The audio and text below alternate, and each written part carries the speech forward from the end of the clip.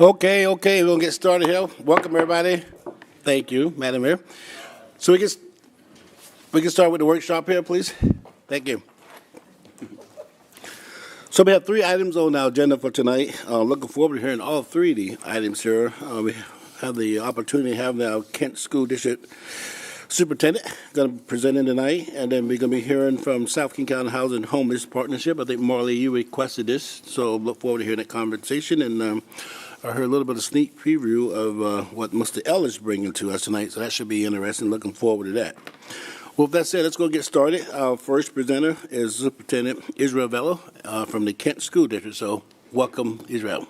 Thank you, Council President Boyce, Mayor Ralph, and Council members for the invite today. I was, before I came today, I started to see some of the backgrounds of our council members, and I thought about all the, not only students that you have and either are currently or will be going through the Kent School District. I also noted, was it 4 or 5 graduates from Kent School District, which is outstanding, and I am so proud to be here today as Kent School District Superintendent.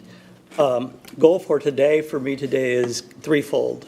First of all, I want to share with our council some of the updates that have been going on in the Kent School District, not simply last year, although we have lots to celebrate. I also wanted to share many of the great things that have gone on and that we continue to look forward to in the future. I've also had the opportunity to meet with Mayor Ralph regularly this past year. In addition, I've also met with Mayor Wagner in Covington as well to kind of keep those relationships going, because I believe it's important for our community, our Kent School District community, which encompasses 72 square miles, critical that we work together, collaborate as we move forward. So I wanted to say that as we enter. You're going to hear 3 themes from me today as it relates to updates around Kent School District. The first one is finishing strong.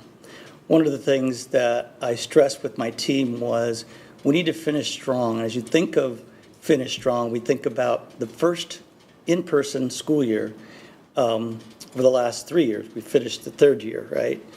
And I was really proud of our teams that prepared for welcoming our students all the way to getting them across the finish line, which we celebrated at Showware in person again, which we're really excited. And thank you again to Mayor Ralph and others who made that happen from an operational perspective.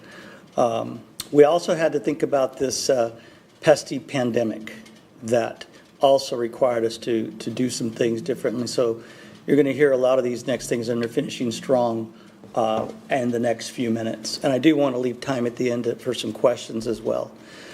The first is just thanking our communities, plural, for passing of the levy and renewal. I know there were council members that were actually intimately involved in supporting this process, but it was more important for me as an interim superintendent as we were going through that process to make sure that we focused on continuity and stability within the district moving forward.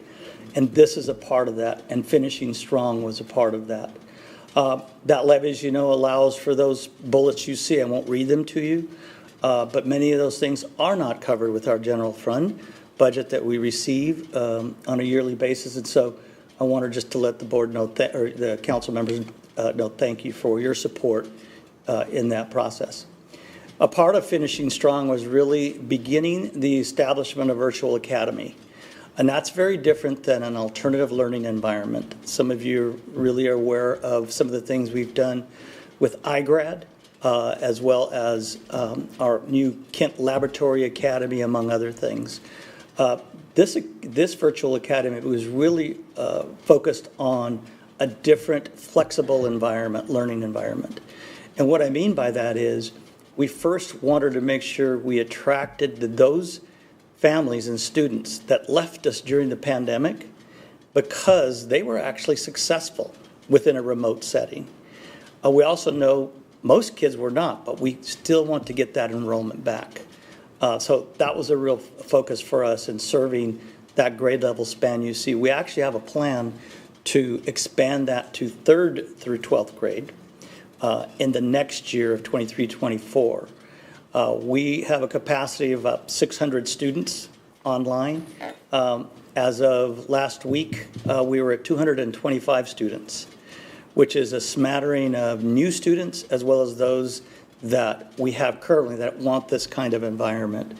So we're excited about that, and we also are excited about our local teachers and staff that actually will be supporting that process. And so I look forward to updating, hopefully if I'm invited back, to update you again on that. One of the other themes that I've been stressing as superintendent is continuation of starting strong.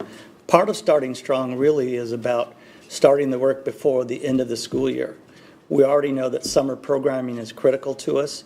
Proud to say that this summer we didn't stop supporting our students in this summer so they can start the year strong in the fall. We have 26 of our 42 schools engaged with some kind of summer programming, whether it be credit retrieval, programming to get students kick-started or jump-started, if you will. In addition, we have over 14 community-based organizations that are helping us this summer. And so we are looking forward to continuing the supports for kids that are under social-emotional learning. And this is one of the areas that I've asked my team to continue their efforts. And you see those tiered systems. That's basically what kinds of supports do we need to ratchet up as we move into the individual needs of a student. Because these are the needs that we have heard from community-based partners, an increase in caseload.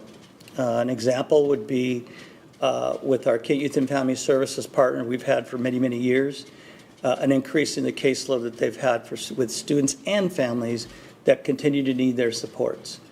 We've also continued to work with Best Starts for Kids and our SPERT grants in supporting some of the needs that we have, particularly at intermediate and high school level, with our intervention services, and then more importantly, our comprehensive school counseling guidance plan. One of the things that you may or may not have heard of is some additional funding for that area. Well, I'm proud to say that we've been focusing on that for some time now before we came back into in-person learning over the last year. Some of the other areas of investment that I want to couch under the area of well-being, investing in students' well-being. I talked about social-emotional learning. Part of that is just school safety.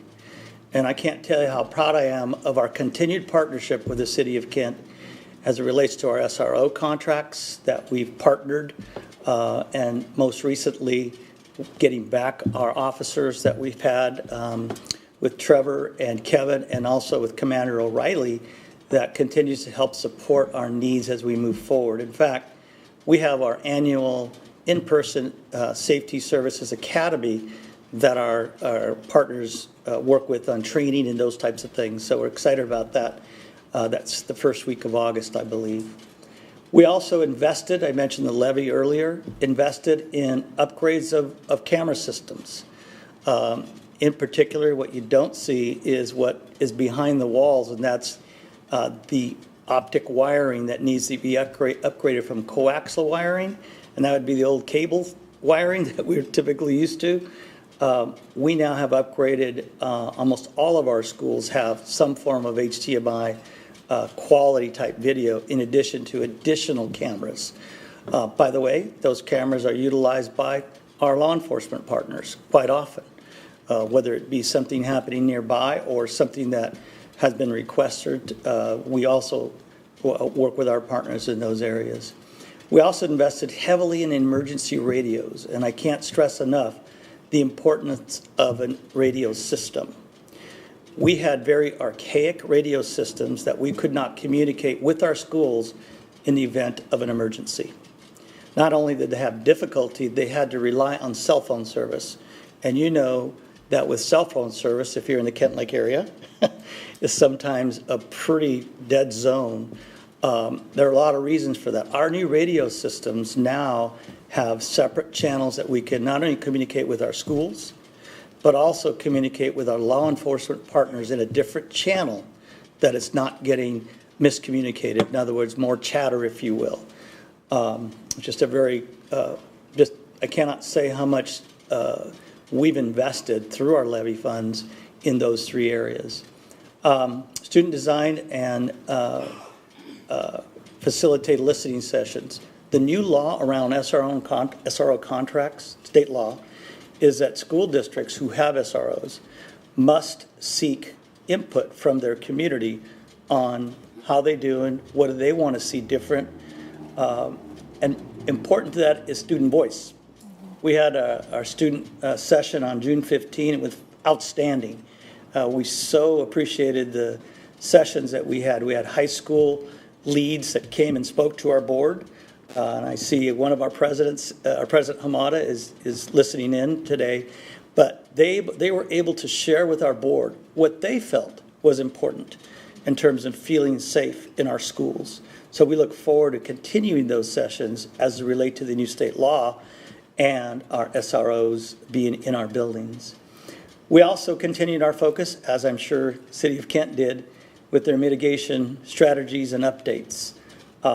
We followed Department of Health guidelines, and we monitored really, what was happening in our schools. And fortunately, we're staying ahead of that. Unfortunately, we're not done with that, and so we continue to focus on those areas. One of the areas that we know that we need to focus on as a district is student growth as it relates to academic acceleration. We lost some students, I mentioned, through enrollment. We want to find our students, get them back, and help them to that finish line, as I mentioned earlier. Our plan is to help our students and fill those gaps while we not only progress to the next step in terms of grade, but what is it around career and college that we can help support our kids with in a new flexible environment, as I mentioned, the virtual academy and some other ways that we can help support them, including some summer programming. We continue to expand our partnerships with our community-based organizations, as I mentioned earlier, that we have quite a few helping us this summer. I didn't mention Communities in Schools of Kent. That has grown over the years, I know in my tenure here, exponentially. And we hear from our kids, the mentors, and the mentoring they're getting through that community-based partnership that I cannot stress enough how important they are to us. Also, last couple of weeks, I announced a restructuring of our central admin, and that is in direct focus to how we need to change how we support schools on behalf of kids moving forward. What does that need to look like, sound like, and feel like as we move forward? I'm really proud of that, and I look forward to continuing to work with our teams to that end. Third theme, that's staying strong. One of the things I mentioned to Mayor Ralph when I became interim was I was not going to do this role as if I'm an interim. I'm going to do the role as if I had the position. We couldn't do it differently. I mentioned the words continuity and stability. The pieces that I'm sharing are the reasons why we needed to make sure that we did that, and I'm very proud to say that on April 22nd, the board did appoint me as superintendent. By the way, the work just needs to continue. No time to wait. We had to keep going in an effort to stay strong. To that end, we established our boundary committees that are made up of our communities. 3 different committees. One is the actual committee that takes a look at what are those changes that need to happen. By the way, our new school, River Ridge Elementary, was part of the first part of that because we needed to change boundaries for that school opening. And we also have another committee that's our middle school model. As you know, one of the pieces our board is looking at is moving 6th grade to the middle schools and be in alignment with all the rest of the schools in Washington State, but more importantly, in how do we support our middle school students. We also have an outreach and communication committee of 15 or more members. You can see that part of our goal is to get our community input because we have a timeline for this, and that is that we want to be able to finish our work by the fall, have our board approved by December, because lots of things happen in the background. As I mentioned earlier, many of you have had or have students in Kent schools, if you're an impacted family, you want to know this information sooner than later. You also want to know what, if I'm one that's impacted going into a new school, what are my communication channels and those things that I need to know about as it relates to my children. And so we look forward to this piece. By the way, we paused this from last year so that, being in person, we learned new things. And I'm glad we did that with the support of our board because we're learning a lot. Now we're going to get more information from our communities as we move forward. Mentioned this to Mayor Ralph as well. We want to work in collaboration next year. But part of what I'll say staying strong is about continuing to focus our efforts around establishing and maintaining a learning environment that includes our capital facilities, that includes fields, right? Recreational ball fields and those kinds of things, so that we stay strong moving forward to the future. So my team is working on a bond. As you know, the 6 to 7 year cycle, the 2016 bond ends, I believe, next year. So therefore, my team has been doing quite a bit of work on assessing our buildings in terms of the needs that they have, just like our own homes. We have to make sure the roofs are in good repair, or if they need repair, that we're staying ahead of that. And that we are also working by including our community. So we're working with specialists and fiscal specialists that have advised us. It's important for you to, if you want to stay strong, you need to keep moving with this process. I will say this, and I think probably many of you will concur, it has been challenging to, first for us, is to finish the 2 schools that opened this year on time because of the supply chain. We've had a real big challenge, and just recently I know we're putting roofs on, I believe, Kentwood High School, and can get the other one. But I know from that one I received a report that that's been challenging, that we may have to extend that roof because the suppliers can't keep up the roofing materials. So these are not challenges that are only for the Kent School Districts, it's for all of us. And so I share that in that our teams are working hard at assessing where our buildings are so that when we go out for the bond, we know what it's for and how long. I've asked the team, how long will it be when we run another one? Because we should already know when a roof needs a replace. We should already know when HVAC systems or windows and things like that need to be replaced or upgraded. And so all that is around the areas of staying strong for the future. So we're looking right now in April. I definitely will meet with Mayor Ralph on kind of coordinating those efforts to see if that's still the right time for us to keep moving forward. But lastly, before I open up for some questions, I want to also just again thank the board for the council for their opportunity to be here tonight. Just give you a glimpse of the 3 areas I shared, where we're going in terms of finishing strong. Each year we do that.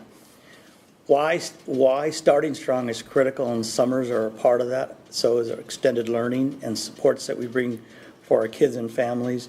And then probably most importantly, from a fiscal standpoint, how do we ensure that we're going to stay strong for the future?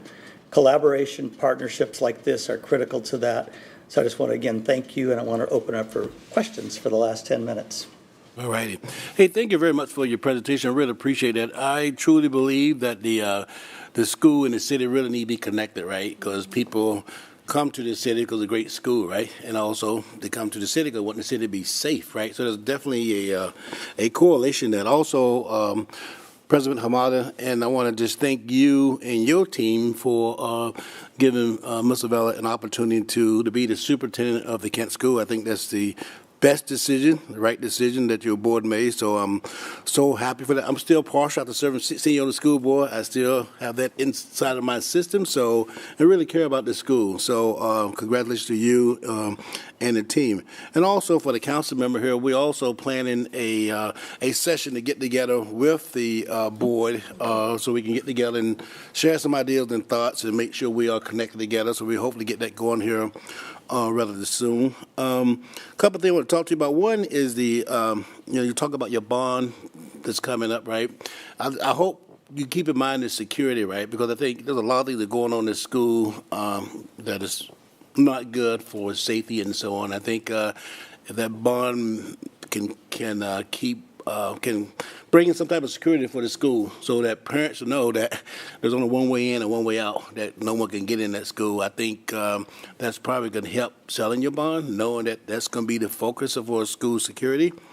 Then the other comment I want to talk to you about vocational program. You know, I know in my workforce today we are really struggling with kids who come out of school and not ready for college. At one time, Kent had one of the best vocational program around for us, apprenticeships and mechanics and those type of things there. So is that back on the radar? Do you see that something that, that could be provided by the school? No, absolutely. I'll address the video. One of the things I failed to say, trying to get everything in a short time, is 2 years ago, not every one of our schools had a scanner. So this badge I'm wearing, now we have where you have to scan that open door. Every single school has that ability. Mm-hmm. We started with piloting it with Kent Elementary and some other high frequent, close to the city, those kinds of things. Mm-hmm. And now I'm proud to say that part of that levy helps support that. In addition to that, I totally agree that we need to continue to stay strong by taking a look at our camera systems that have some of the old technology. It's difficult to even do some of those become obsolete. So we need to keep that going. And the last one, yes, on the vocational programs that I think I saw Mr. Ellis here earlier. Yep, there he is. We've been working with him and his team, and also working with my associate superintendent of teaching and learning and CTE to continue or refocus on our focus on vocational programming moving forward. So excited about those opportunities moving forward. Yeah, and there's some good paying jobs for those vocational kids. I mean, they come out and make us some good money. So, okay, my light is lit up here. So we can start with you, Mayor Rapp, please. Thank you, Council President. So Superintendent Vela, thank you so much for coming tonight. And I do just want to reinforce for everyone, as soon as he was appointed interim superintendent, reached out, and we have met every single month since then. And that means we've met about 10 times more than we have in the last 4 years. So I am very, very grateful for that. There are so many places where the school district and the city, I mean, we share the same kids. And it's important that we have that relationship. We share the same boundaries as far as the city goes. Kent School District is our main school district. So really grateful for that relationship and the working relationship that we are redeveloping with our staff members and your staff members to make things happen. I want to reinforce what you said, Council President, vocational education and those opportunities. We live in an area where apprenticeship programs are abundant and very much in need. So any way that we can work on making those connections with our employers and with our labor unions, they're all looking for apprentices, and it's something that's very important to us as a city because it's workforce development and it attracts employers. So just grateful for that. And my ask is we continue working together, and I have no doubt that will be the case. So congratulations. I know it's a few months later, but all of the processes and here we are headed into the next school year, really looking forward to the great work that we can do together. Thank you. And I hope we start that with our Rotary lunch. Absolutely. Anywhere you want, you get to choose. Yes, you did say that. Okay, thank you, Madam Mayor. Councilwoman Larmer. Thank you. I'm just going to echo what everyone's saying. Thank you so much for the communication. I think it's critical. I'm so glad to see you here and to know that we're going to be talking to the board too. It is. We're partners in our community, and I think this dialogue is super important. I do have a couple questions.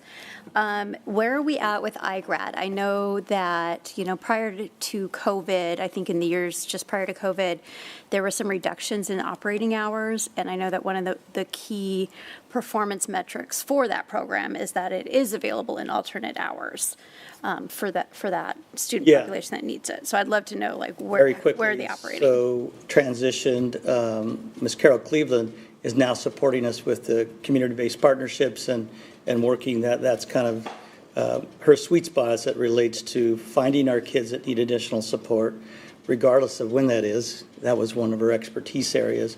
And so I do have a principal that's been working toward that end to make sure we meet the needs of students regardless of what time it is. Okay. Because even the hours we had before, Ms. Cleveland would tell you it was even more than that.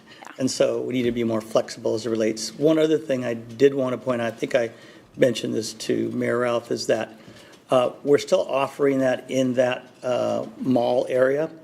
We're looking down the line to hopefully, because we're very, it's small. And if we are looking at providing those supports that I mentioned, 24/7, if you will, we're going to need to look down the line of how we can get that back onto a Kent School District facility, because we are leasing that on a regular basis, and at any time we could lose that. But it is a cost to us, and I think as we look forward, I think we need to consider that as we move forward. So hope to come back to you with other strategies that we're looking at to do that. I would love that. And then also, just to emphasize what my fellow colleagues have talked about, the vocational emphasis. I know it seems like every May, June-ish, I get reached out, I hear from parents who want to get their kids connected to vocational programs. And for whatever reason, that messaging and that potential contacts are getting lost in translation between the schools. So I want to maybe challenge you or encourage you to, I think part of that vocational outreach has to be the parents, because I think maybe the kids get the information, but they kind of hear something or they have some familiarity, but it doesn't always reach the parents who can maybe help them action on it or plan to action on it in the coming years. So thank you. I think parents need to be part of that connection to the vocational programs and labor folks. So Okay. thank you. Councilmember Core? Thank you, Council President. Thank you, Superintendent Vela. It's very nice to see you here. And President Hamada, thank you for joining us. I appreciate you coming to give us the update. I think I am glad that we're having constant communication now, because it's been missing, and I'm so happy to see you here.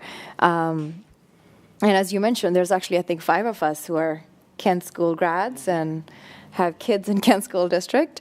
But my question was about enrollments, like what is the enrollment looking like, and depending on the funding, and because I saw new articles come out from OSPI, Yes. so. Yeah, that great question. The state dollars for enrollment stabilization have been cut back for this year, like 50%. So to understand that for the last 2 years of the pandemic, we were given 100% of stabilization for lost enrollment. That's now 50% for this coming year. And our board has had presentations by my finance team on, okay, what's that look like? So 2 things we need to do. One you heard today. What are we doing to get back our students and families that left us? And we believe that providing this optional opportunity with the virtual academy, among others, is one of those. And so we want to keep forging ahead with that enrollment. As I mentioned, 600 by 23-24 is our capacity. That's just one area. We also need to continue to find those students that we lost. We did that when iGrad opened. I happened to be here when we opened that school and know the work we did, literally dialing phone numbers of those students that we've had that were credit shy and needed to come back, and gave them an opportunity. So those are 2 things we need to do. The third thing is, I believe, around enrollment is we also need to begin looking at living within our means. And by that, I mean the boundary was one of them. Boundary needs are there because we need to balance enrollment so that we are able to keep that learning environment for our kids. That also means staffing. And as you know, and probably know, that when we get enrollment in a school, not always do they come in nice, neat grade level packages, or at a high school level where your master schedule is perfect and I don't need to have a 0.2, literally a 0.2 class offered for someone who's already teaching 1.0. I can just tell you that those are challenges that enrollment give us. The boundary shifts are helping us. So I would say that's another one that's actually directly and indirectly related to where we're going with enrollment. So I look forward to hopefully coming back and letting you know we've gained back the 1,700 students that we've lost. In my time here, since 1998, by the way, with a 3-year hiatus to a neighboring district that will remain unnamed. Coming back was a joy, but I can tell you that although our enrollment wasn't like spiking and continuing to grow, we maintained the 25,000 area pretty substantially moving forward. We want to get back to that consistent enrollment so decisions can be made fiscally as well as from a bond perspective. So, sorry, a little long with that answer, but hope that helped. Okay. You got a follow-up? Thank you, Council President. Quick question on the enrollment. Covington has that absolutely massive project that's going in sort of to the east of the city. Still yet to be, I mean, they have some ideas on numbers of units and that kind of thing. How is that really big potential variable playing into your boundary conversations? Yeah. Big time. I'll just tell you that. We haven't seen where, and that happens in other developments that we see, we get projected X amount and it's totally different. So we're keeping an eye on that. One positive thing is we have space. Kent Lake is, when it was built, has probably more space than any building that we have from just a growth perspective. We also have elementary schools with lower numbers that I believe we can absorb some of that. The boundary committees are taking a lot of that into consideration so that we're not unintentionally having an impact by a boundary shift that would then have us to change a boundary again. So all that in short to say we're keeping a close eye on it from family dwellings so that we get that data and work closely with our partners there. And then also that our committees have this information so that they're able to make the recommendations they need for our board to move forward in December. Okay. Councilmember Troutner, followed by Fincher. Thank you, Councilmember Boyce. Most of my colleagues have already said it, but thank you for being here. Congratulations to you. And again, I think this partnership between the City of Kent and the school district is really important moving forward. I feel like that's something that's been lacking, at least since I've been on council. So it's really refreshing to have you here and to know that those lines of communication are going to stay open. And, you know, we talked about that career path for our students, whether it be, you know, something other than college. You know, I always tell the story of our boys graduated in 2015, and it was Mr. Harp who got up, and the first thing he said was, your kids don't have to go to college. And I think everybody went, what? And it's very true. There's so many other opportunities, and I just know that with the administration, you guys are going to do a great job making sure that our families and our students are aware of those opportunities. So thank you. Thank you. Councilmember Fincher. Thank you very much, Mr. President. I also appreciate your accessibility, not only to us, but also to the community. You've always been available, always, and that seems to continue the entire time I've known you. I also chime in because I'm glad with the apprenticeships and the focus on vocations, and hopefully that continues to grow. And I'm happy that you guys also offer Running Start. On the other hand, though, I have a relative who didn't know anything about Running Start from out of the city, came to the graduation of my grandson, and was surprised when students were asked to stand who were getting both their AA degree and their high school diploma at the same time. And so, I mean, that was a whole conversation later on at the house. So just glad that you do that. But you guys have opened up 2 academies here this year, or recently. Would you please explain those? Very nice looking buildings, too. Absolutely. Kent Mountain View Academy, where River Ridge is now, that was, I believe, 3 through 12. And it moved, as we built the new school there, to KPA, Kent Phoenix Academy, which offered options, ALE options, a number of other things. And those 2 schools combined and formed Kent Laboratory Academy. One of the great things, Principal Nip, Stephanie Nip, that I charge her with is how do you combine 2 programs into one that's going to have continued options for our kids. And I shared this with Mayor Ralph. That building, we built that not just to be finite. We built it to expand it.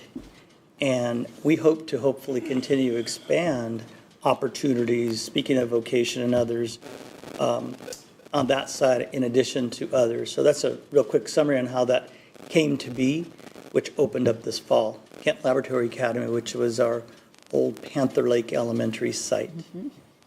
Thank you. Thank you. Councilmember I Thomas. was going to Oh, add, sorry. if I Go may, ahead. I apologize. The virtual academy, to your point on the running start, one of our ideas for that is really to allow students to work at their own pace.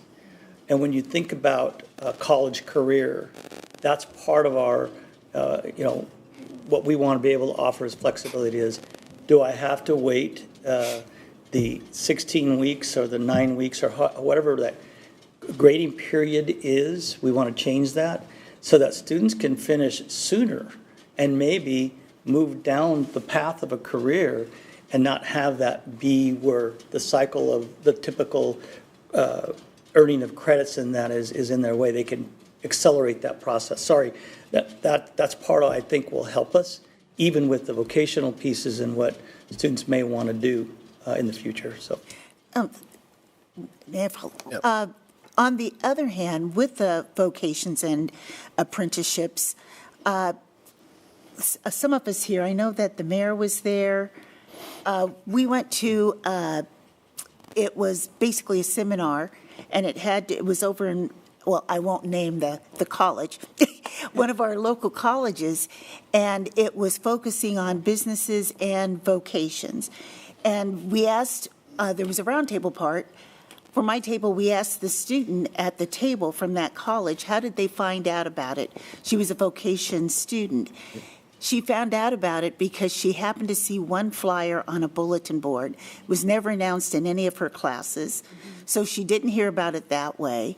And you would think that something that important, even being there, but being a student, studying some of the vocations, the shop classes, that they would have mentioned that. So that's also something important to keep in mind, that it's not enough just to offer it, but to make sure the students know that that is being offered too. well, thank you. I think that matches with one of our other council members talked about the communication. It's one thing for the student or lack thereof. It's another to make sure we're including the parents within it so they know how to guide their students as well. So thank you.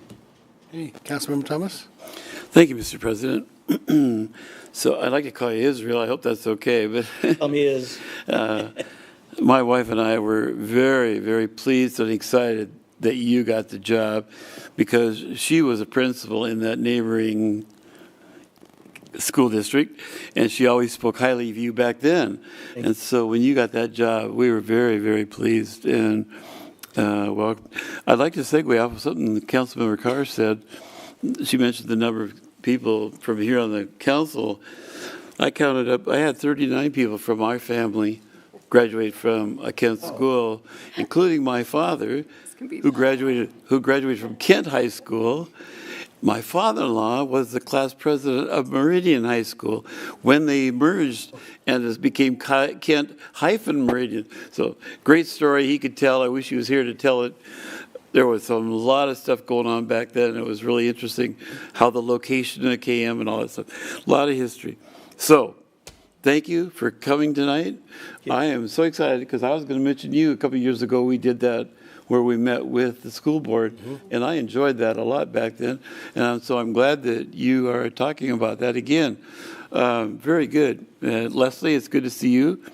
So with that, I'll conclude. We look forward to coming back with our board and lots of things we're doing in partnership. And I want all of us to know that that's what we have as a partnership on behalf of our kids. One of the things that we said earlier that really, I know what my wife went through as a principal of one school.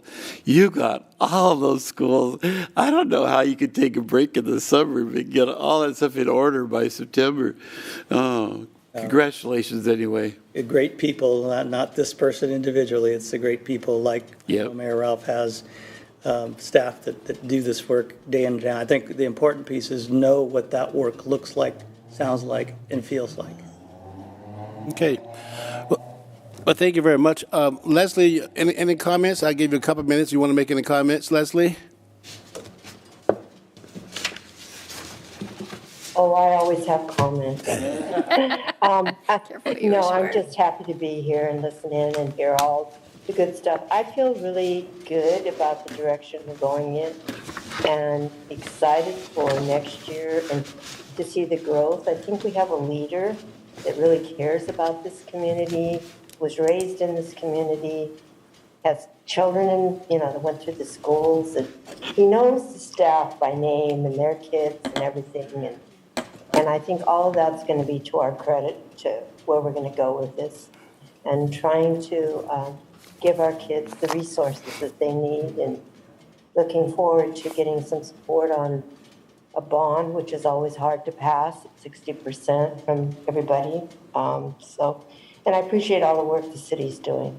I see a lot more youth activities happening, which is my passion. So we're definitely in partnership. So glad that you could invite our superintendent to talk. We need to do more of that.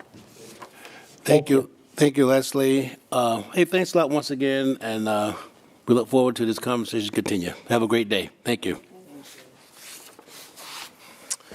Okay, moving on to our next presentation. This is the South King County Housing Homeless Partnership. And this is Angela. Yes, good evening.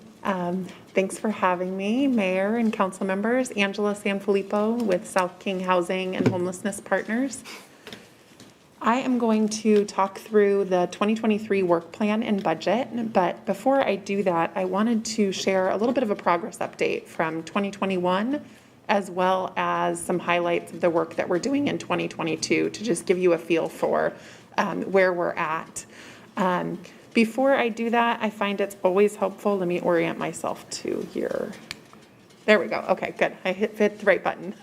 It's always helpful to orient us to SCIP's mission. I have the opportunity to join you usually a couple times a year, but I know you only see me a couple times a year, so it's always really helpful to orient ourselves to SCIP's overarching mission, which is to create a coordinated, comprehensive, and equitable approach to increasing housing stability, reducing homelessness, and producing and preserving affordable housing across the South King County region. In order to help achieve this mission and to guide our annual work plan process, we have 3 overarching objectives or bodies of work. The first one being sharing technical information and resources across our SCIP member partners to promote sound housing policy and planning. The second area of work is to increase the investment in affordable housing. So this is coordinating public resources from our partner jurisdictions, as well as thinking about partnership opportunities with philanthropic organizations, and also working with our other public funders across the region and aligning priorities. The third body of work is around outreach, education, and advocacy. This is a component of our work that includes providing a unified voice for South King County and representing South King County at local and regional decision-making forums and tables. It also includes educational opportunities with both our SCIP Executive Board as well as the broader community as a whole, which I'll get into in a little bit more detail in a minute. So in terms of 2021, I wanted to take a minute to just talk through a quick highlight reel of work done in 2021. 2021, we saw the appointment of our inaugural SCIP Advisory Board. So these are community members that provide recommendations to our executive board. Each of those individuals that serve on our advisory board have connections both personally and professionally to South King County and direct ties to the housing and homelessness communities across the region. We received Washington State nonprofit status for the SCIP Foundation. The SCIP Foundation is a fundraising arm and will enable SCIP to qualify for and apply for a diversity of grant opportunities that we might not qualify for now as a government agency.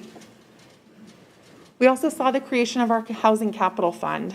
9 of our member cities adopted an interlocal agreement that provided a mechanism to pool sales tax credit revenues.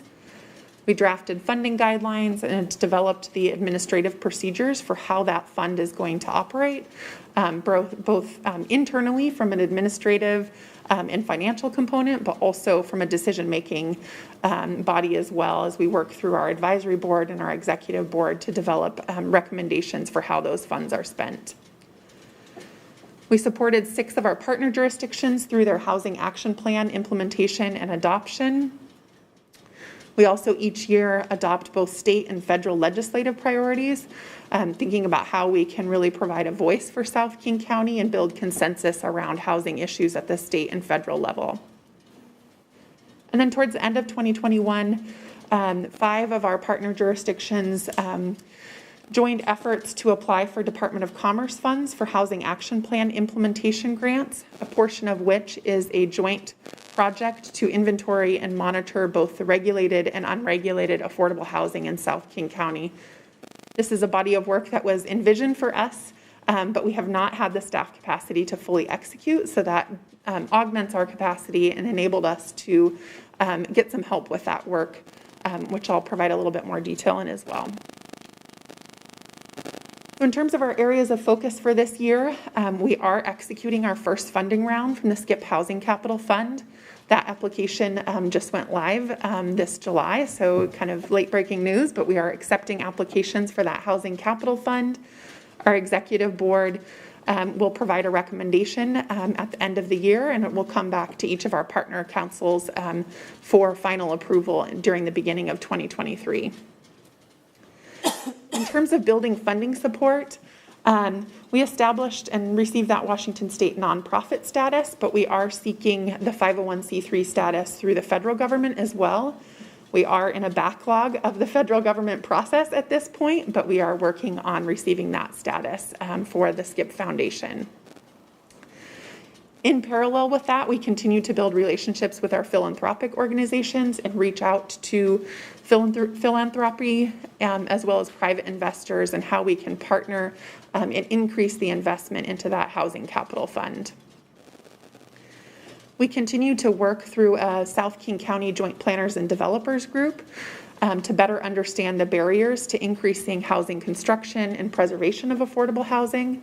This is a space for our affordable housing development community, as well as our local government staff to collaborate on issues and hear about specific projects and opportunities in South King County. We also created an inventory and assessment of existing housing policies across our member jurisdictions. So this is a really helpful tool for our staff across our member jurisdictions to understand the policies and programs related to housing that are in place across the region, both sharing information and learning from each other, lessons learned on how those were implemented and how they're working. And then the inventory and monitoring of affordable housing. This is that regulated and unregulated affordable housing database that I talked about. So that work has kicked off this year through those Department of Commerce funds and will be complete towards the end of 2022. And then as we've just started conversations with our executive board around establishing some set performance metrics that help us to track our progress, report out progress to you all, as well as our community and stakeholder groups. We'll also be establishing some 3 to 5 year goals and objectives. So longer term goals and objectives that help SCIP to really think about where we're going and how we're going to get there with regard to those performance metrics. So getting into our 2023 work plan, this is an outline of our work plan process. So we begin the year with our advisory board and SCIP staff work group to develop a draft work plan and budget, bringing it forward for review with our executive board, and then reaching out to all of our partners councils for input and review, which is really the midpoint in our process and what brings me here tonight. After that outreach and input, we come back to the executive board for adoption and then final approval through each of our partner councils during the fall and winter. So in terms of the work plan itself, it is organized a little bit differently this year. There are 5 goal statements that help to advance SCIP's mission and objectives. And under each of the goal statements, there are action items that are prioritized as critical, important, or desirable. So this is a really helpful tool for me as SCIP staff to think about how we can carry out the work. We are just one staff person at SCIP right now, but recruiting for a program coordinator. So it helps us to just reflect the staff capacity and give us a little bit of adaptability and flexibility depending on how long some of these work items take as well. So it's a prioritization mechanism for us as staff, and then also for you all to kind of understand what the critical areas of work are to fully execute our interlocal agreement, and where there are important but maybe not as necessary items, and then desirable things that we really hope to get to in 2023 as well. So you have this in your packet, so I'm just going to provide a brief overview of some of the key highlights here. This is the first goal area, really around continuing to establish strategy and direction for SCIP as an organization. This includes building a long-term funding strategy for our Housing Capital Fund. So currently our Housing Capital Fund is seeded by the sales tax credit revenues, and thinking through as a sub-region where there are other dedicated sources for funding so that we can build the sustainability of that fund over time.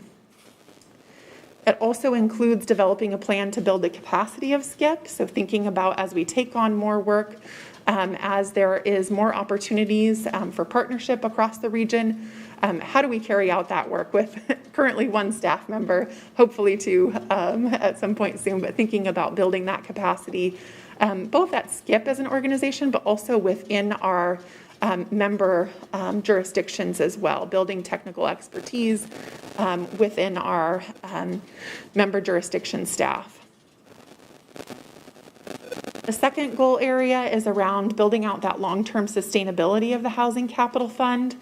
The critical items under this are really carrying out our 2022 funding allocation round. So this includes coming back to each of our partner councils during the first quarter of 2023 for final approvals. It includes preparing the contract documents as well as monitoring and evaluating projects as they move forward. Important areas of work I touched on a little bit in the introduction, but it includes working collaboratively with our public funders. So SCIP, really exciting for us to have the first Housing Capital Fund in South King County, the first opportunity to really pool resources as a sub-region. But we aren't going to be able to fully fund a project by ourselves. We need our other partners, and we need to think about how we can both align and also advocate for the needs in South King County. It also includes that relationship building with our philanthropic communities and private investors to think about how we can really maximize and leverage the public resources. The third area of work is really thinking about developing new policies and programs that help to protect existing affordable housing stock, as well as increase housing security and accelerate access to affordable housing. So this includes updates to work that we are doing around the housing policy matrix, as well as the affordable housing database that I talked about in terms of keeping those things current to be good resources for all of our partners. It also includes continuing to convene a group of land use planners to share best practices, increasing coordination and collaboration. This group formed during Housing Action Plan development and has been very successful as a group for applying for Department of Commerce funds. Actually, the first project that they worked on, the South King County Housing Action Plan Framework, received a Vision 2050 award just earlier this summer. So exciting work that this group does in terms of that coordination and collaboration. They're also working on that affordable housing database this year as well, and we convene that group, providing that space for collaboration. And then this also includes developing sub-regional housing preservation strategies. So this really builds upon that work of better understanding our affordable housing stock through that database, but thinking about how we can preserve our existing affordable housing in South King County. We have a large body of affordable housing stock in South King County that is diminishing as housing prices increase across the region. So thinking about that preservation side and how we can develop strategies as a subregion is a very critical part of our work at SCIP. And then thinking about the important piece here around helping our member cities to administer local programs. So this includes any local programs that our member jurisdictions might have or currently or might be looking at implementing into the future that include an affordable housing requirement. So that would include things like a multifamily tax exemption program, density bonus incentives for affordable housing, flexibility in design standards, anything that might have an affordability component to it. Will also have a monitoring and compliance component. So thinking about how we can help our members' jurisdictions administer those programs. And this goes to really accelerating the access to affordable housing if we can increase those opportunities in our member jurisdictions as well. Getting into the fourth goal here, this is really about representing South King County. So it includes local and regional meetings and forums where SCIP staff participates, represents SCIP, and advocates for our housing needs and opportunities. It also includes our state and federal legislative priority setting and thinking about building relationships with both our state and federal legislators, conducting work sessions, as well as providing progress updates so that they're aware of us, putting us on the map, really creating that awareness, but also thinking about how we can advocate across the state and federal government for South King County as well. Last area is really around the education piece. So this is further strengthening our regional stakeholders' understanding of affordable housing options and really the full housing system. So this includes monthly SCIP Executive Board educational topics that help our Executive Board to really reach informed decisions based on emerging issues or current data and research that helps inform their decision making, but it also includes them staying up to other programs and things that are going on across the region so that there's an awareness there.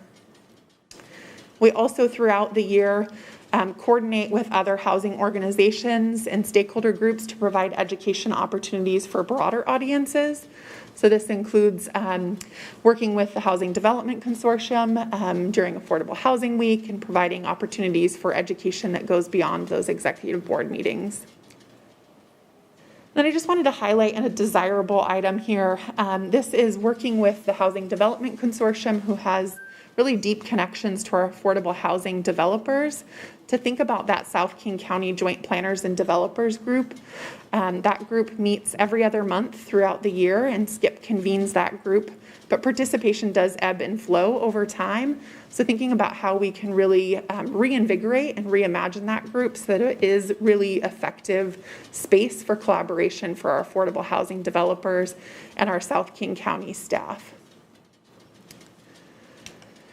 And then the last item that I wanted to go through is the draft 2023 SCIP budget. So as we look towards 2023, we are looking at increases to our jurisdiction contributions that help us to work towards a balanced budget at SCIP.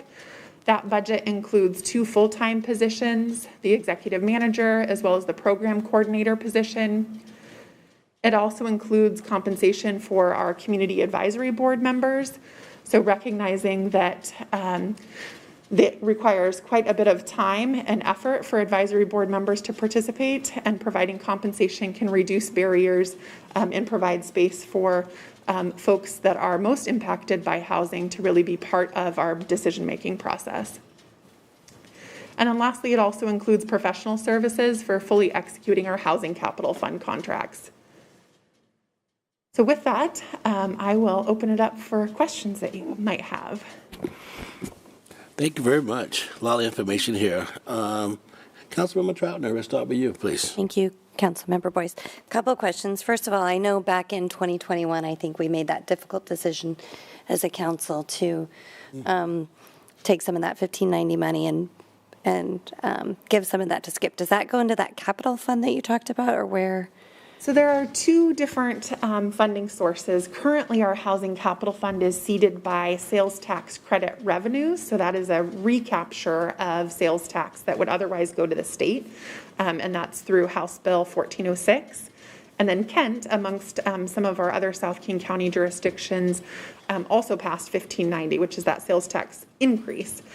So currently, our housing capital fund is seeded by the sales tax credits. And then we have a couple cities like Kent that have the 1590 funds as well. And I don't know, Mayor Ralph, if you can help me out with where Kent is at with those 1590 funds. I know there's been conversations around pooling those with the housing capital fund. I think that is the intent of that funding, is to be able to add that money. It's a pretty significant amount. So we want to make sure that that's going towards that development of housing and as well as preservation of housing in South County. Perfect, thank you. And then my second question is, you talked a little bit about, so there's compensation for the advisory board members, because I know a lot of us and other people in our community sit on lots of boards and participate in lots of things. I'm just curious, what does that look like for your membership? Yeah, thank you. We actually just went through this with our executive board in terms of what that structure looks like. So it is an hourly, or I'm sorry, a per meeting compensation. It does vary based on in-person versus virtual. So there's a little bit of a decrease for virtual attendance. We're still in a virtual environment right now with our advisory board. And then it does require them to participate in the majority of that meeting, so be there for that majority of the time. And then it also, the eligibility for those funds is contingent on participation by individuals, because we do have some folks on our advisory board that represent organizations that are already compensated for their time. So it is for individuals that are there representing just themselves and are not already compensated. Thank you so much. Thank you for being here. Yeah. Okay. Councilmember Larmer. Thank you, Council President. Thank you for being here. I really appreciate the update. I was the one actually that requested this. So great information. I'm glad that, to see there's some action taking place. So I just want to make sure I understand. So the Housing Capital Fund today is funded by 1406. And we had mentioned that it's our intent to add 1590 to that. Would that be part of this upcoming budget process, that we would then be transferring that money into it, and when would? I'm going to look at Merina for process there. Yeah. I mean, the main reason why it's not currently included is partly because, as Angela kind of briefly touched on, SCIP is really an organization of one right now. So in our efforts to stand up that capital funding round, we didn't have the ability to also ask her to take on another additional couple $1 million. So we really wanted to focus this year on just getting the 1406 that we've already committed to all of the other member organizations that seeded those funds to SCIP, so that we can get that going. And then our intention, I think, was with a couple other cities as well, will be to then join our 1590 funds. But to allow this process to take place this year with the 1406 funds, just to ensure that we have it stood up, that everything's in place, and that it's successful. So our 2022 1590 funds would roll Still into have the it. 2023. Yep, and there's no deadline on those funds being expended. We were able to hold those until they're ready. Okay, great. Thank you. Thanks. And then I'm just curious too, Angela, in the research you've been doing with the developer group, what are some of the common barriers that you're hearing? Oh, good question. I think a big one is funding, and really thinking about decreasing the cost. So whatever jurisdictions can do to decrease the overall cost, because affordable housing projects, especially the deeper affordable housing projects, need pretty deep subsidies to have those pencil out and have them pencil out over time. So things to decrease cost, anywhere from like impact fee waivers or other fee waivers, contributions of land that can also help to be more competitive for funding in terms of establishing site control. Funding is always a big one. We also heard quite a bit about having an internal staff person to just help shepherd projects through, so helping the permitting process. So that's something that, outside of funding, but can be really useful for a project that really has an internal staff person, just one contact that really helps to kind of shepherd projects through. At least a couple of those things, but happy to send you more info there as well. Great, yeah, that makes sense, so thank you very much. Councilmember Fincher? Thank you. So are there people with lived experience, people who have been homeless on the committee? Is it one person? Is it more than one on the advisory committee at this time? Yeah, good question. At this time, it is not a question that we asked of folks. When we went out for our initial recruitment advisory board members, we did not have compensation in place. So part of our research leading up to that advisory board structure really indicated that it could do more harm than good to ask folks to participate without a level of compensation that have lived experience. So we did not do recruitment to folks with lived experience. With the compensation in place, our intention would be to reach out and actually reach out to folks with lived experience of both housing instability and homelessness to create that voice at the table. We do have several organizations represented that work directly with folks with lived experience, so they are able to kind of tie us into those communities without the potential unintended harm. And I appreciate having the organizations there, but I still think it's very important to have the actual people there. Even though the organizations are there and have that voice, there are things that you learn from talking directly with the folks that you maybe missed. Expertise that they have as myself with a person with a roof over my head all the time. You know, just from my own experience in the shelter we had, I remember the first person that we housed, I was not one of the professionals working there, I was volunteering, but I was excited. About day 3, I wonder, why are you not excited? I am more excited about you getting a house, getting an apartment than you are. Throughout that conversation with her, I then understood why. But, you know, on the surface, that was missed. And I also think that there are things that can be offered by those voices that are missing in systems now. For instance, having all of those services that helped you get into the house available after you're there so that you can stabilize in housing. There's a number of different situations. So I think that that's a very important voice. I'm glad that it sounds like you're going to be going after that voice as soon as you can come up with a plan to be able to compensate. So I hope that's one of the things on the front burner. Yeah, thank you. I appreciate that. Councilmember Finch, I'll add on to that. It has always been a part of what was laid out as the plan for that advisory board, and we needed to get through this process. The one thing with Skip, we started from scratch. This was a brand new thing that had nothing, no structures, and so it feels like it's been moving along slowly, but it's because we've had collectively, Angela alone for a lot of this, has had to build all of those things in place. And so at the meeting that was on Friday, the board approved that structure, and that is then the switch that now allows for the recruitment of those with lived experience. So it's always been a part of the plan, just needed to get the structure in place. Thank you. And I remember that it's always been the plan from the beginning, and when we were voting on the ILAs and all, I just want to make sure that it remains part of that plan and that we reach that goal. Thank you. Thank you. Councilmember Kaur? Thank you, Council President. Thank you, Angela. And that was actually one of my questions, so thank you, Councilmember, for asking that. And the other one is, you mentioned deeper affordable housing. What does that look like? Yeah, so just thinking about affordable is different for different folks, right? So affordable at 50% of our area median income is a different price point than what I would consider deeper affordability at like 30% of our area median income. So good question. It reminds me to kind of explain things as I go, but those lower incomes require that deeper level of subsidy. Does that answer your question? Yes, Okay. thank you. Yeah. Councilmember Michelle? Thank you, Council President. Angela, thank you so much for being here and being a one-person show.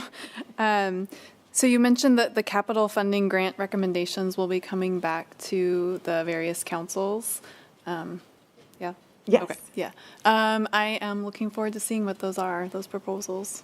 Yeah, thank you. And I will say they come back as per our interlocal agreement for final approval by any of the member jurisdictions that have committed funds to a project. Our intention is that we have communication with you throughout this, so you're not seeing it for the first time when it's being approved, but you are being kept abreast of applications that might have been received in your jurisdiction so that it doesn't come to you for that final approval without knowing what the project is first. Mayor Raff. Thank you. So to wrap that, it's one of the last pieces of the agreements that the board worked through was making sure that there was a way that jurisdictions were aware of the funding so that there was not a council at the very end that had, surprise, we're, funding this project without sort of that conversation. It was something that was really important to the group. I just wanted to say thank you to Angela. So she has, for a lot of her tenure at SCIP, been a one-woman show, working very closely with all city staff, the board, standing up all of these things. And I can't underestimate the amount of work that goes into a group of governments trying to put this kind of thing in place and making sure that we've got all of the pieces in place. And she's done a fabulous job of keeping the board on track and keeping things moving forward. And the fact that we are now at a point, when SCIP was stood up, I don't know that any of us really ever dreamed there would be a consistent funding source for capital. It was a lot about policy and how could we work together and help jurisdictions make the best decisions when working with other organizations that were providing funding. So for us to be at the point where those applications are out there and there is going to be a real project coming out of the ground with SCIP funding is it's a pretty big milestone that I think needs to be celebrated. And we would not be here, Angela, if it was not for you. So thank you very much. Thank you, Mayor Ralph. And once again, thank you. You're one-woman wrecking crew, been able to get a lot of stuff done. We want her to be two. We want her to I know, but really. And there's a lot of staff within your jurisdictions that help support our work. So it certainly is one SCIP staff person supported by a lot of staff within our member jurisdictions as well. Your leadership really makes a big difference, so thank you very much. Thank you. Okay, all righty. We got one more presentation to go. And Mr. Ellis here, let's see here. Let's say 40 minutes, but I know you can talk pretty fast, so we'll let you go. It won't be so much me as our guest here today. Good afternoon or evening, council members, Mayor. I'm pleased to introduce Community Roots Housing. Last time I was at workshop, I talked a little bit about the subject of commercial affordability.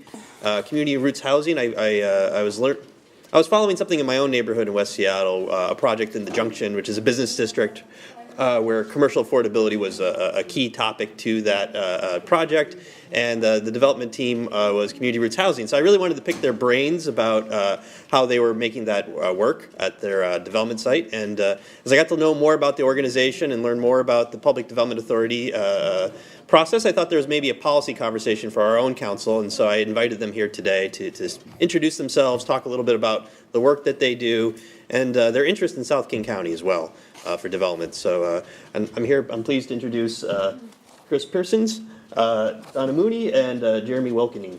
Thank you very much for being here. Yep.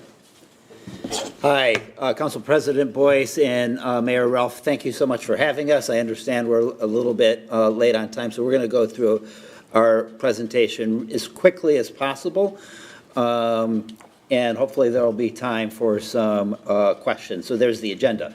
Organizational history. We've been around since 1976. We started out as a little grassroots neighborhood serving organization, working in the Capitol Hill neighborhood of Seattle, actually fighting the impacts of redlining, racist redlining in the community, helping people with home loans, helping people fix up their homes, that sort of thing. In the 1980s, as more people moved back into the city, we pivoted our focus to acquiring and building, preserving affordable housing.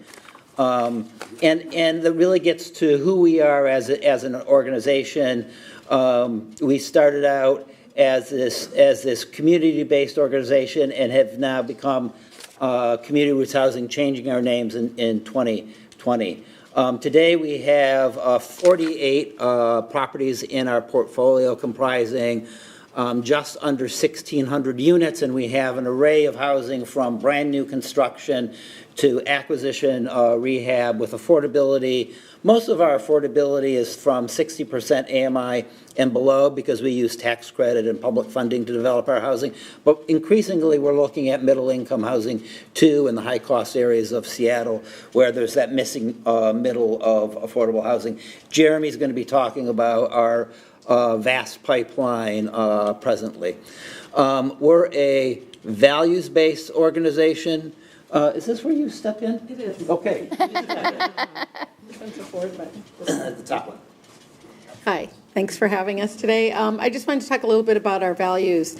And we're definitely an organization that believes that people have a right to a home, and we also feel that there are things that we can do to support dwelling of our residents.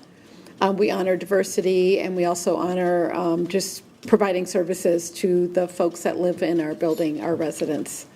Our mission-focused and business-minded model means that lately we've been partnering with people or also trying to do projects that are innovative, things like the Liberty Bank building, which is located at a building that was formerly the first Black-owned bank west of the Mississippi that provided loans for home ownership in Seattle.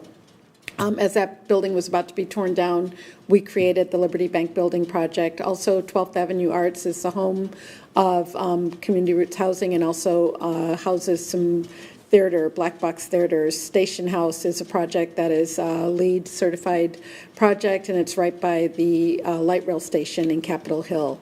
You can see several more of our mission-based projects, which I won't go through in full detail. We'll be happy to share with you offline. But just some new things that we're doing are partnerships with Jazz Ed, partnerships with MCC, a multicultural organization, as well as Homesite, who is strongly in favor of home ownership.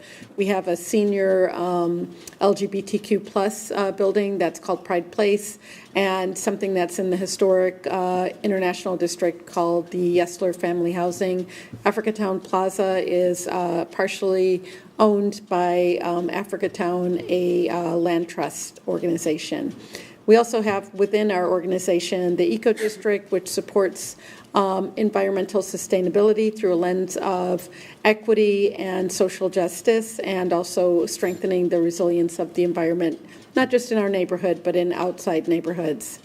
And I think if you think of this and take a look at our mission-focused and business-minded approach, you'll also see some of our new projects coming online. White Center, we're also working on several projects that are kind of just beginning in conversations. Basically, our bottom line is that we're sustainability-minded and also really care for our residents and take a look at, how they are succeeding as they are placed in our housing. We also repeatedly take a look at we call this our bubble guide, which just kind of places all of our projects on a templated map that tells us, are they successful as our mission? Are they successful in the maintenance of the buildings? Are they basically economically viable? And we can use this whole analysis, but it's just important to remember that we also look at the heart of the project to determine the viability of it. We also are working on a strategic plan which includes racial equity. We're looking at initiatives where we want to center not only our residents, but racial equity in everything we do, providing education, building awareness, maximizing opportunities for our residents through the services that we offer, establishing a mechanism for accountability of racial equity in the process. At Community Roots Housing, we basically have a strategic plan that we're working on, and while we had a great strategic plan, we opted this year to kind of work on refreshing it, revitalizing it, as we noticed a changing economy, a changing landscape, and also the fact that we're coming out of a pandemic, so there's a greater need for housing. I'm sure, just like Seattle, this area is also in a housing crisis where there's many people that need homes, so we're keeping that in mind as we proceed with our plans for the future. Chris. Good. I did something wrong. And by the way, we were so excited about getting going. I don't think we properly introduced ourselves. My name's Chris Pearsons. Again, I'm the CEO of Community Roots Housing. Donna Moodie is our Executive Vice President of Community Development, and she's the Executive Director of the Eco District, and Jeremy Wilkening is our Vice President of Real Estate Development. Okay. Here's the fun part. We're not a nonprofit organization. We're not a 501c3. We're a public corporation based in the city of Seattle, formed under RCW 35.21. You're probably familiar with PDAs. So we're a different organization. We're public. We're subject to open public meetings, open public records requests, the same way that you are. We've got a really strong, diverse board. All of them are confirmed by Seattle City Council. 4 of them are nominated by the mayor of the city of Seattle. And for us to work outside the city of Seattle, we need the approval of a city council as well as the approval of the local jurisdiction where we're proposing to work. And we actually, the Seattle City Council in 2017 passed a resolution, a blanket resolution, authorizing us from their perspective to work outside the city of Seattle in unincorporated King County, and then those specific jurisdictions you see there, including the great city of Kent. And shortly thereafter, King County passed sort of a sister resolution allowing us to develop inside unincorporated King County. So we've been doing work in White Center, and recently the city of Kirkland passed a resolution allowing us to work in Kirkland. And those are memorialized through an interlocal agreement between the governments. All right, that's the fun part. Jeremy's going to talk about the real estate development. Yeah, it's the boring part when you get to see the pictures. I'm going to just show a couple of our developments that we've been working on to give you an idea of the kind of things we're doing.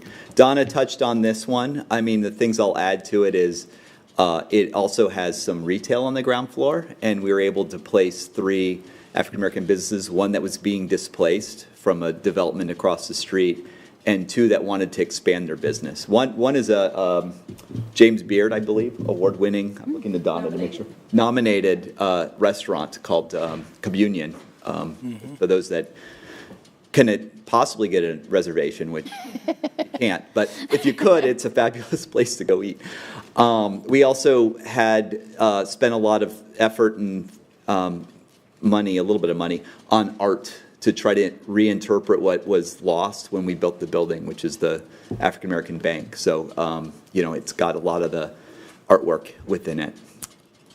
The next one is our TOD, and I like to include this one because this is Sound Transit. So I know you all are having the fun of working with Sound Transit, and we also had the fun of working with Sound Transit. It was part of a larger development, so it's kind of similar to what you all are hoping for at your transit station, where there's some market rate housing, and this is the affordable building around the market rate housing. Heartwood is our first foray, or more recent foray, into middle income housing. So this is for those who know what AMI and all those charts, this is a roughly 85% AMI, non-restricted, non-subsidized affordable housing deal. And we pulled that off with some opportunity zone investment, with the fact that we actually own the land. So the land cost was basically 0 to us. And low interest debt, I suppose. So this is under construction. It's a cross-laminated timber building too. We decided why not try for something even more exciting, and will be completed in April. So this is our first of what we think could be a new line of business for us, of doing the more middle-income housing. White Center, this is a partnership with the White Center CDA and Southwest Youth on a piece of land owned by King County that will include both affordable housing, which is the traditional 60% AMI affordable housing, as well as a nonprofit office center that will house the White Center CDA, Southwest Youth, some health clinic space in there, as well as community center, a lot of things going on in it. Jazz House, I think, was mentioned too. This is a partnership with a group called Jazz Ed, which does music education. What I'd say about this is also a middle income project. We thought of it as an OZ investment, but it turns out we were able to pull this out without Opportunity Zone Investor, and we did that through Amazon. So I might be getting in trouble right now from Amazon by saying that. But Amazon has invested in this project, and we're going to do a tax-exempt bond issuance, which we can do under our powers of being a PDA, and hoping to start construction within like 90 days of now on it. And this is in the Rainier Valley of Seattle, so close to the Judkins Park Station on I-90, if you all know where that is. And that's the exciting projects I get to talk about. That was fast. Yes. Well, we're trying to accommodate dinner. I all feel strongly about dinner. Councilman Lumber, are you lit up? Yes, I just have a quick, Please. I'll make Yes. it quick. No, I'll make it super quick. No, it's fine. Go, please. Just real quickly, the middle income housing, is there any opportunities for ownership, or is that all still rental? It's rental. Yeah, we do not, at this moment, we do not do ownership housing. It's a very different.